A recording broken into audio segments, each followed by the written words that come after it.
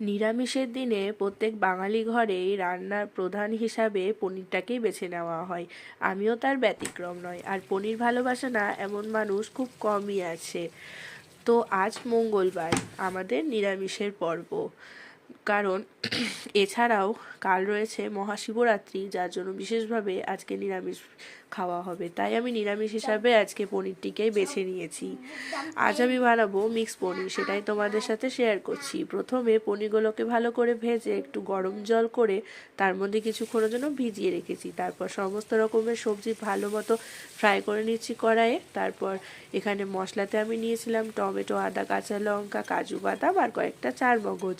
সেটাকে ভালো করে পেস্ট করে এবার কড়াইয়ে দিয়ে ভালো করে কষিয়ে নিলাম। তারপর ওই যে গরম জলে পনিরটাকে ভিজিয়ে রেখেছিলাম সেটা কড়াইয়ের মধ্যে দিয়ে দিলাম, আর দিয়ে দিলাম সামান্য চিনি। এবার ফুটে গেলেই এর মধ্যে দিয়ে দিলাম একটুখানি বাটার আর দিলাম আমুল ফ্রেশ ক্রিম। তারপর নাড়াচাড়া করে দিয়ে দিলাম গরম মশলার গুঁড়ো। ব্যাস, আমাদের পনির তো রেডি।